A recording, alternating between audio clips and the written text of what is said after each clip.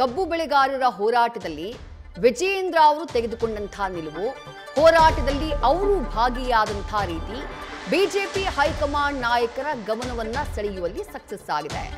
ಖುದ್ದು ಅಮಿತ್ ಶಾ ಕರೆ ಮಾಡಿ ಮಾತನಾಡಿದ್ದಾರೆ ವಿಜಯೇಂದ್ರ ಅವ್ರ ಜೊತೆಗೆ. ಆ ಸಂದರ್ಭದಲ್ಲಿ ಹೋರಾಟದಲ್ಲಿ ನಾನು ಭಾಗಿಯಾಗಿದ್ದೆ ಅಂತ ಹೇಳಿ ಕಬ್ಬು ಬೆಳೆಗಾರರ ಹೋರಾಟದ ಬಗ್ಗೆ ಮಾಹಿತಿಯನ್ನ ಕೊಡುವಂತಹ ಕೆಲಸವನ್ನು ವಿಜಯೇಂದ್ರ ಮಾಡಿದ್ರು. ಅನ್ನದಾತರ ಹೋರಾಟದಲ್ಲಿ ವಿಜಯೇಂದ್ರ ಭಾಗಿಯಾಗಿದ್ದು ಅವರಿಗೆ ಪ್ಲಸ್ ಪಾಯಿಂಟ್ ಆಗಿದೆ. ತಂದೆಯ ಸೂಚನೆಯ ಮೇರೆಗೆ ವಿಜಯೇಂದ್ರ ತಂದೆಯ ಆದೇಶದಂತೆ ಕಬ್ಬು ಬೆಳೆಗಾರರ ಹೋರಾಟದಲ್ಲಿ ಭಾಗಿಯಾಗಿತ್ತು. ಆ ಪರೀಕ್ಷೆಯಲ್ಲ ಅವರು ಪಾಸ್ ಆಗಿದ್ದಾರೆ. ಈಗ ರಸ್ತೆ ಗುಂಡಿ ಅಭಿಯಾನದಲ್ಲಿ ಆರ್ ಅಶೋಕ್ಗೆ ಅಗ್ನಿ ಪರೀಕ್ಷೆ ಎದುರಾಗಿದೆ. ರಸ್ತೆ ಗುಂಡಿ ವಿಚಾರದಲ್ಲಿ ಕಾಂಗ್ರೆಸ್ನ ಕಟ್ಟಿ ಹಾಕುವಂತಹ ಸವಾಲು ವಿಪಕ್ಷ ನಾಯಕ ಆರ್ ಅಶೋಕ್ ಅವರ ಮುಂದೆ ಇದೆ.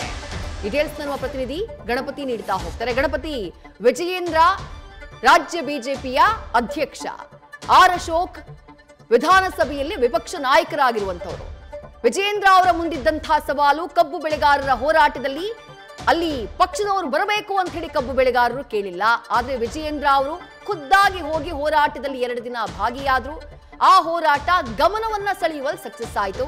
ಹೈಕಮಾಂಡ್ ನಾಯಕರು ಅವ್ರ ಜೊತೆ ಮಾತನಾಡಿದ್ರು, ಕರೆ ಮಾಡಿ ಮಾತನಾಡಿದ್ರು. ಈಗ ಆರ್ ಅಶೋಕ್ ಅವರ ಮುಂದೆಯೂ ಕೂಡ ಅಂಥದ್ದೇ ಒಂದು ಸವಾಲಿದೆ. ರಸ್ತೆ ಗುಂಡಿಗಳಿಗೆ ಸಂಬಂಧಪಟ್ಟ ಹಾಗೆ ಅವರು ಯಾವ ರೀತಿಯಾದಂತಹ ತಂತ್ರಗಾರಿಕೆಯನ್ನ ಮಾಡಿಕೊಂಡಿದ್ದಾರೆ, ಈ ಉಭಯ ನಾಯಕರ ನಡುವೆ ಈ ಪೈಪೋಟಿ ಯಾವ ಕಾರಣಕ್ಕೆ ಅಂತ ಹೇಳಿ.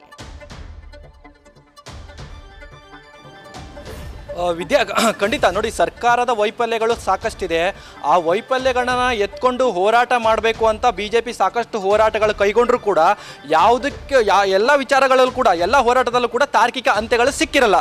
ಕೆಲವೊಂದು ಹೋರಾಟದಲ್ಲೂ ಕೂಡ ಬಿಜೆಪಿ ಹೋರಾಟ ಮಾಡಿ ಸರ್ಕಾರದ ನಿದ್ದೆಗೆಡಿಸಿದ್ರು ಕೂಡ ಕೆಲವೊಂದು ಹೋರಾಟಕ್ಕೆ ಸಾಕ್ಷಿ ಆಗಿರಲಿಲ್ಲ. ಈಗ ನಿನ್ನೆ ಮೊನ್ನೆ ನಡೆದಂತಹ ಕಬ್ಬು ಬೆಳೆಗಾರರ ಹೋರಾಟದಲ್ಲಿ ವಿಜೇಂದ್ರ ಅವರು ಸ್ವತಃ ನಿರ್ಧಾರ ಮಾಡಿ, ಜೊತೆಗೆ ತಂದೆಯವರ ಒಂದು ನಿರ್ದೇಶನ ಇರ್ಬೋದು, ಮಾರ್ಗದರ್ಶನ ಇರ್ಬೋದು ಪಡೆದು ನೇರವಾಗಿ ಆ ಕಬ್ಬು ಬೆಳೆಗಾರರ ಜೊತೆಗೆ ನಿಂತು ಅವರಿಗೆ ನ್ಯಾಯ ಕೊಡಿಸುವಂಥ ಕೆಲಸ ಕೂಡ ಮಾಡ್ತಾರೆ. ಆ ಹೋರಾಟ ಇವತ್ತು ಸಕ್ಸಸ್ ಆಗಿರುವಂಥದ್ದು. ಅದರಲ್ಲೂ ಕೂಡ ವಿಜೇಂದ್ರ ಅವರು ಹೈಕಮಾಂಡ್ ನಾಯಕರ ಒಂದಷ್ಟು ಗಮನ ಕೂಡ ಸೆಳೆದಿರುವಂಥದ್ದು. ಈ ನಿಟ್ಟಿನಲ್ಲಿ ನೋಡೋದಾದ್ರೆ ವಿಜೇಂದ್ರ ಅವರು ತಂದೆಯವರ ಮಾರ್ಗದರ್ಶನದ ಮೂಲಕ ಬಿಜೆಪಿ ರಾಜ್ಯಾಧ್ಯಕ್ಷರ ಹುದ್ದೆಯಲ್ಲಿದ್ದು ಕೂಡ ಇವತ್ತು ಆ ಹೋರಾಟ ಸಕ್ಸಸ್ ಆಗಿರೋದಕ್ಕೆ ಬಹಳಷ್ಟು ಒಂದು ಪ್ರಾತಿನಿಧ್ಯ ಕೂಡ ಇರುವಂಥದ್ದು. ಈಗಿರುವಂಥ ಚಾಲೆಂಜ್ ಏನು ಆರ್ ಅಶೋಕ್ ಅವರಿಗೆ.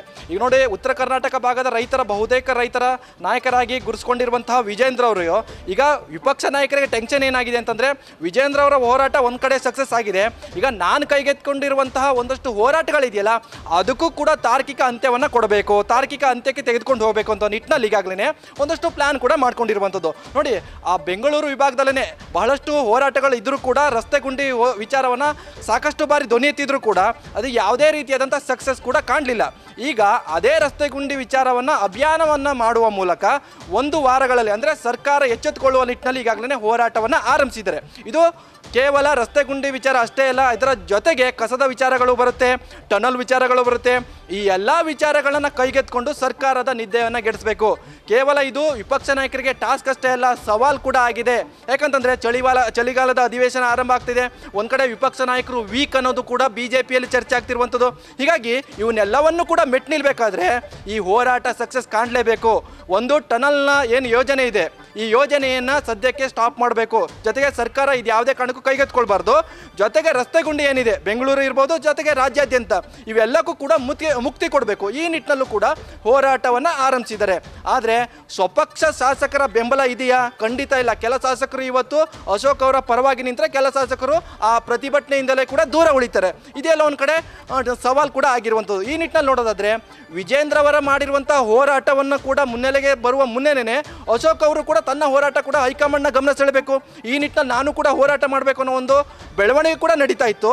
ಈ ನಿಟ್ಟಿನಲ್ಲಿ ನೋಡೋದಾದ್ರೆ ವಿಜೇಂದ್ರ ಅವರ ಹೋರಾಟ ಇವತ್ತಿನ ಮಟ್ಟಿಗೆ ಯಶಸ್ಸು ಕಂಡ್ರು ಕೂಡ ಅಶೋಕ್ ಅವರ ಒಂದಷ್ಟು ಹೋರಾಟ ಇವತ್ತು ಹೋರಾಟವಾಗಿಯೇ ಉಳಿದಿದೆ. ಕೂಡ ಯಾವುದೇ ಕಾರಣಕ್ಕೂ ತಾರ್ಕಿಕ ಅಂತ್ಯ ಇಲ್ಲ ಅನ್ನೋದು ಕೂಡ ಬಿಜೆಪಿ ವಲಯದಲ್ಲೇ ಚರ್ಚೆ ಆಗ್ತಿರುವಂಥದ್ದು.